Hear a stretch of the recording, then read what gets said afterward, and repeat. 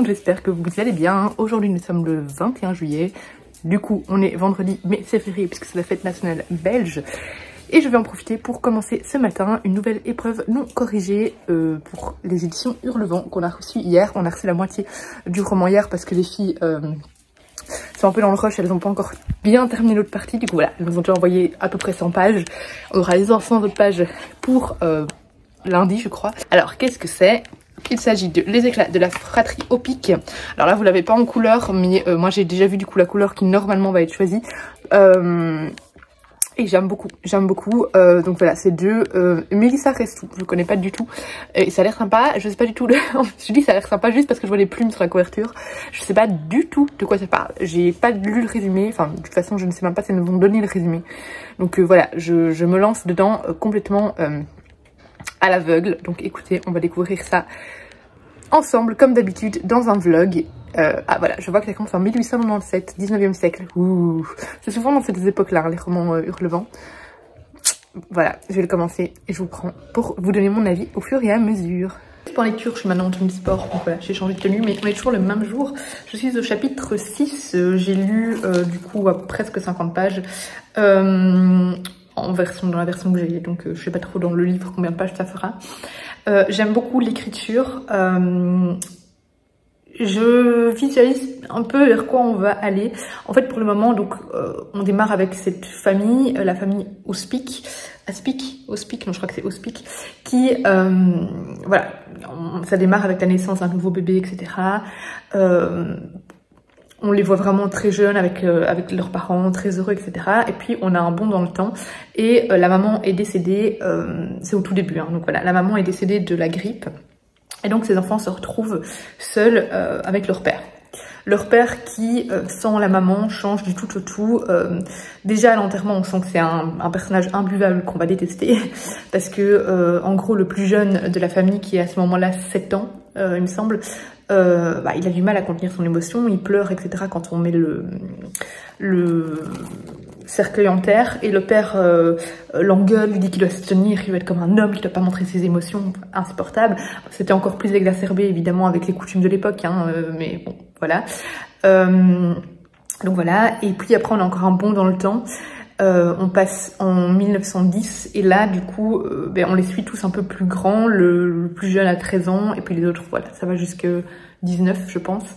Donc ils sont trois, il y a Marceau le plus jeune, il y a Madeleine qui est la sœur voilà, qui est entre les deux, et puis on a Maximilien qui lui est maintenant en train de faire des études universitaires. Et voilà, ils évoluent du coup ensemble dans cette demeure familiale où on voit quand même qu'ils sont... Ils peuvent être heureux quand le papa est pas là. Quand le papa est là, il y a une présence très pesante et très nocive. Ils vivent un peu dans la peur du papa parce qu'il y a des... il faut vraiment être conforme à ses idées.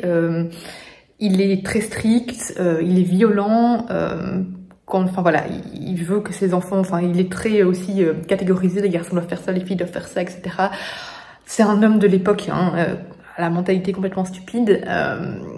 Et voilà, du coup, heureusement, il voit pas tellement le père que ça parce qu'il est très absent, souvent avec des amis, enfin, des hommes d'affaires, etc.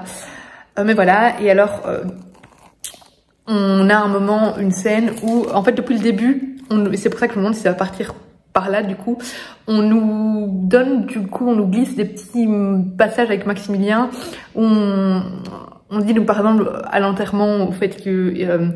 non, au tout début, où le papa disait, quand le bébé était encore vraiment... Enfin, quand Maxime... Non, quand le jeune... j'ai oublié son nom maintenant. Je viens de le dire en plus. Maurice, c'était Maurice? Non, c'était pas Maurice. Je sais plus. Si, c'était Maurice, mais non.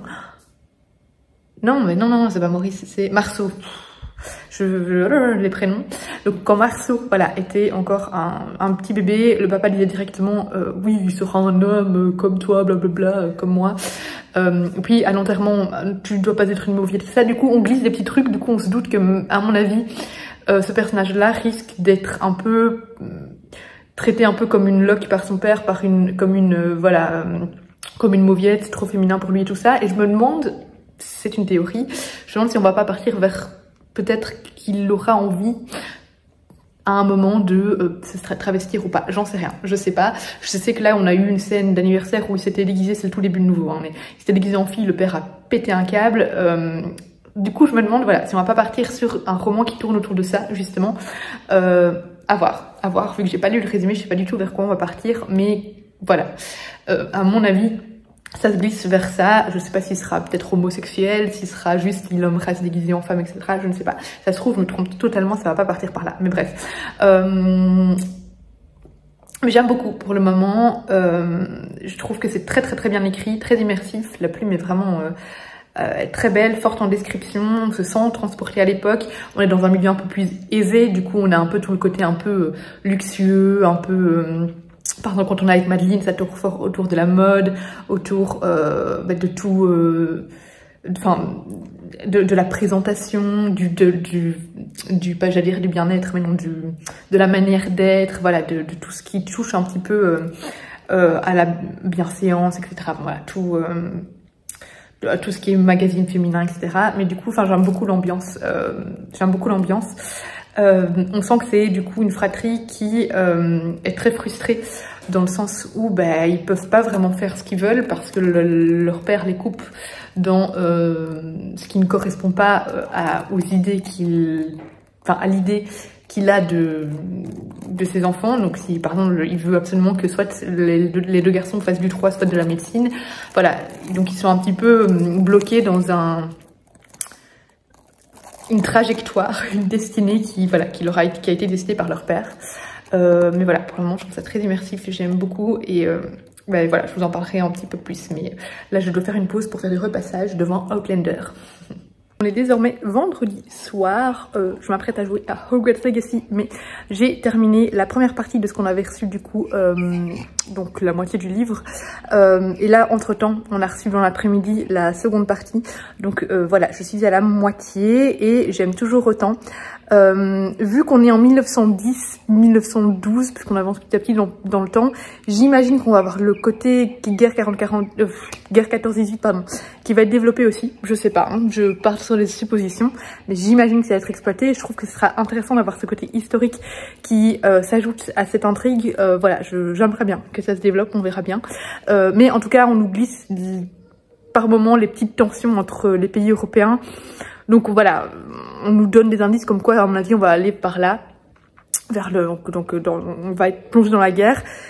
J'aime beaucoup le contexte historique. J'aime beaucoup voir ces personnages évoluer dans ce contexte historique, vraiment au début du XXe siècle, où c'est encore très strict au niveau, voilà, des codes, de ce à quoi on est destiné, comment on doit se comporter, avec qui on doit se marier en fonction de sa position sociale, etc. C'est encore très, voilà, très catégorisé, très fort, très strict à ce niveau-là. Et donc, je trouve qu'on a un panel de personnages très intéressants parce qu'on a du coup ce jeune enfant qui, lui, est très différent. Le père vraiment aspire sa vitalité, aspire son essence de vivre et on le voit s'éteindre au fur et à mesure du récit, c'est très inquiétant. On a cette sœur qui, elle c'est vraiment la petite fille parfaite, l'adolescente même parfaite qui, elle se conforme complètement aux règles, qui met rien en question, elle est imbuvable, je la supporte pas.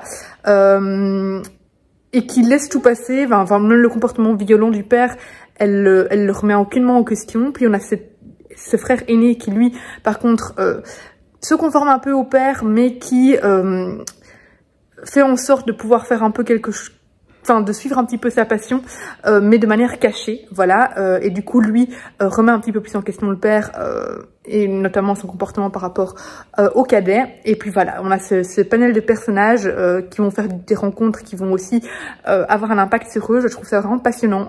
J'aime beaucoup vers quoi on se dirige. J'aime beaucoup toute l'histoire qui tourne autour de...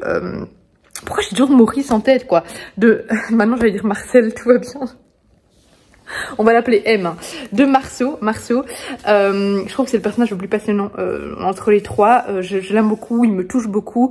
Voilà, je vous en parlerai un petit peu plus de nouveau au fur et à mesure de ma lecture. Mais aujourd'hui, là maintenant, je vais arrêter et je vais jouer à la PlayStation. Mais voilà, vraiment très chouette roman, très bien écrit. J'ai hâte de voir où ça va nous emmener. Voilà. Nous sommes à présent dimanche et j'ai fini le roman que j'ai vraiment beaucoup aimé pour toute en fait l'ambiance et surtout pour le côté psychologique, parce que on a ces personnages, ce trio de frères et sœurs qui ils sont tous assez différents finalement. On a les deux aînés qui ont été quand même assez fort impactés par l'éducation du père, qui voilà, par exemple Madeleine, globalement je la trouvais imbuvable, mais je trouve que les personnages ont une belle évolution. Voilà, au fur et à mesure des années qui passent, voilà, sans vous en dire beaucoup plus. Mais en fait, je trouve ça très intéressant de voir l'impact de l'éducation. Ils ont tous les trois eu finalement une éducation très stricte. Le père, donc Charles, a toujours imposé à Mathilde ou Mathilda maintenant, ouais, des noms des personnages. Madeleine, ça n'a rien à voir, à Madeleine, pardon. Le père a toujours imposé à Madeleine l'idée d'un mariage, le fait qu'elle devait rien apprendre, que c'était une femme, qu'elle devait se conformer à certains codes au final. Et donc elle, ce personnage est fort touché par cette éducation. Elle est vraiment dans cet engrenage, elle est vraiment dans cette mentalité, et du coup, quand son petit frère fait des choses jugées extravagantes, elle reste dans ce qu'on lui a appris, en fait. On a de l'autre côté l'aîné de la fratrie, Maximilien, qui, lui, est un peu plus émancipé, mais le montre pas trop. Voilà, du coup, ça le rend aussi intéressant parce qu'il se conforme quand même à ce que son père exige de lui. Mais on sent que par derrière, quand même, il remet en question certaines choses, sans pour autant non plus le montrer excessivement. Hein. Il reste face au père, il veut garder cette image de fils, voilà, fils aîné idéal. Et puis on a le petit dernier qui lui est beaucoup plus extravagant, beaucoup plus libre, qui est celui qui a le plus souffert de l'éducation du père, qui est très renfermé à la maison, qui a eu besoin vraiment à un moment d'une cassure pour enfin pouvoir vivre comme il l'entendait. Et du coup, voilà, on a vraiment, lui, on sent qu'il correspond tellement pas aux normes du père, pour diverses raisons, parce qu'il aime s'habiller en femme, parce qu'il aime le théâtre, tout ce qui ne correspond pas finalement à l'image du mâle, hein, mâle dominateur, etc. Voilà, donc ils ont évolué dans ce milieu très toxique. J'essaye de vous en parler sans vous en dire trop. Et tout ça dans un contexte évidemment historique assez intéressant, puisqu'on est dans cette Europe bouillonnante, tant au niveau des mœurs, on voit que ça commence un peu à bouger, mais on est un peu coincé entre passé et présent, et bouillonnante aussi dans le climat de guerre naissante, et puis de guerre tout court. Voilà, je trouve que le climat historique est très intéressant également. Voilà, et j'ai trouvé vraiment...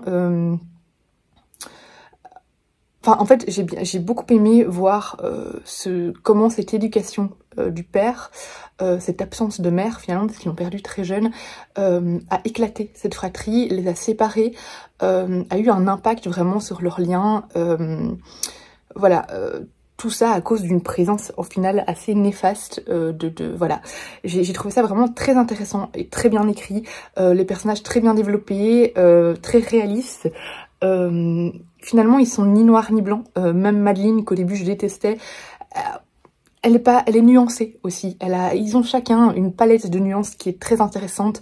Il n'y a pas, bon, si j'allais dire, il n'y a pas vraiment les gros méchants, les grands gentils. Si, quand même, je trouve que le personnage du père est imbuvable, mais voilà. Mais sinon, même ceux qui ont un rôle un peu plus de méchants, je trouve qu'ils sont vraiment beaucoup plus réfléchis, bien amenés, bien travaillés. On leur donne vraiment voilà, plein de nuances. Ils ont plein de... ils ont des traits de personnalité très intéressants. Voilà, je trouve que c'est un roman vraiment passionnant, un roman finalement historique, même si on rentre pas dans les... on rentre pas dans un cours d'histoire non plus, voilà. On ne vous détaille pas le contexte historique non plus. Mais voilà, c'était très humain.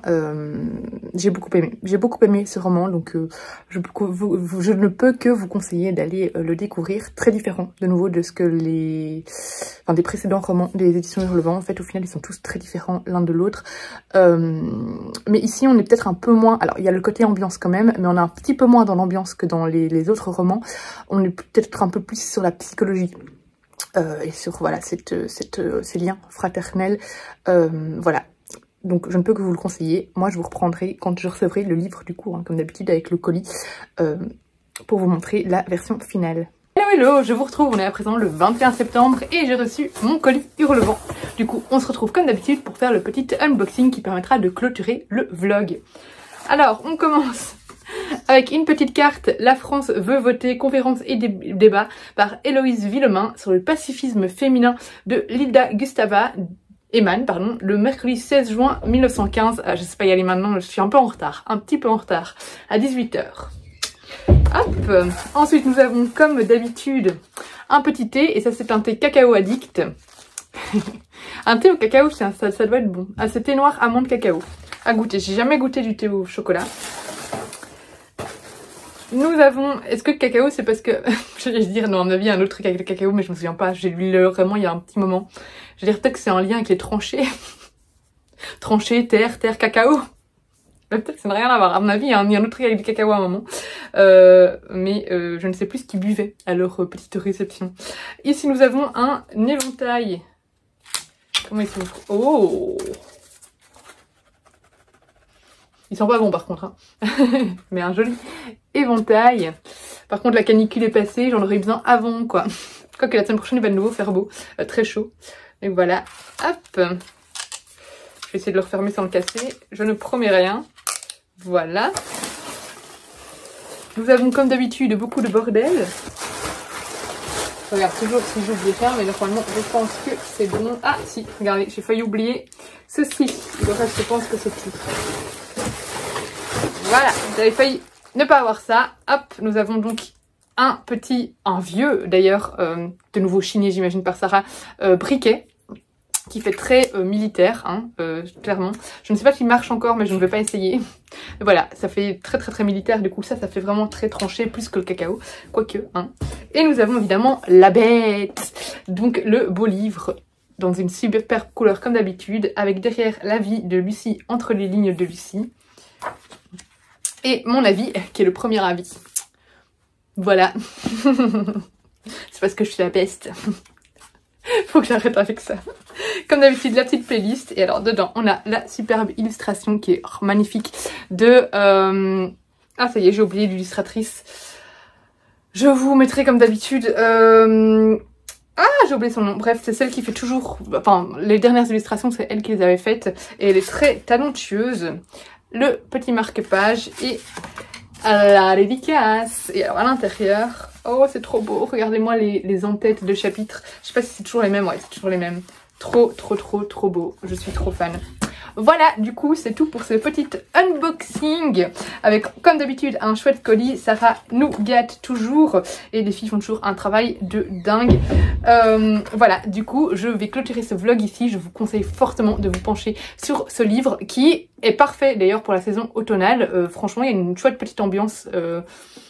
C'est le genre de livre que j'aime bien lire en automne en fait. Donc voilà, je ne peux que vous conseiller de vous pencher dessus. C'était vraiment un livre que j'ai adoré, qui se dépasse du coup au début des années 20, au début du 20e siècle. Très bon roman. Donc penchez-vous dessus et comme d'habitude n'hésitez pas à laisser un petit pouce vers le haut, un commentaire vers le bas et à vous abonner si ce n'est pas encore le cas. Je vous fais des gros bisous et je vous dis à bientôt pour une prochaine vidéo.